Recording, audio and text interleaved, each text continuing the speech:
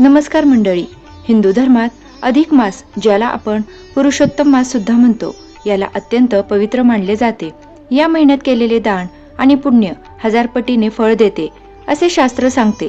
पण ज्याप्रमाणे काही गोष्टींचे दान केल्याने अफाट पुण्य मिळते, तसेच काही वस्तू अशा आहेत ज्यांचे दान केल्याने फायदा होण्याऐवजी नुकसान होऊ शकते किंवा पुण्याचे फळ मिळत नाही. आजच्या या व्हिडिओमध्ये आपण पाहणार आहोत की अधिक मासात चुकूनही कोणत्या वस्तूंचे दान करू नये. व्हिडिओ शेवटपर्यंत नक्की पहा. अधिक मास हा श्री हरी विष्णूंचा महिना आहे. या महिन्यात जप, तप आणि दान करण्याचे खूप महत्त्व आहे.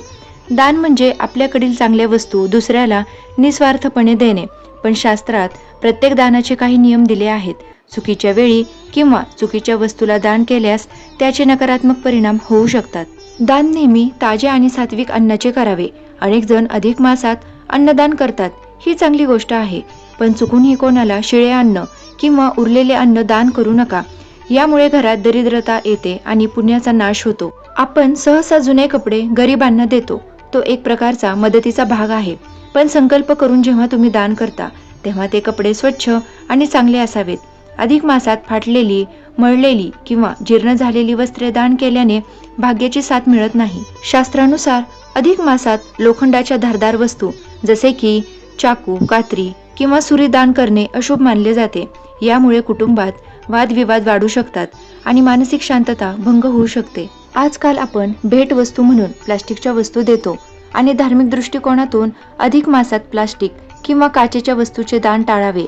त्याऐवजी तांबे, पितळ किंवा चांदीच्या वस्तूंचे दान करणे श्रेष्ठ मानले जाते.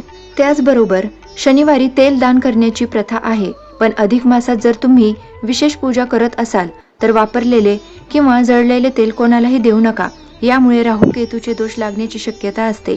अधिक मास हा शुद्ध सात्विक महिना आहे. या काळात मांस किंवा मद्य यांसारख्या तामसिक गोष्टींचे दान करणे महापाप मानले गेले आहे.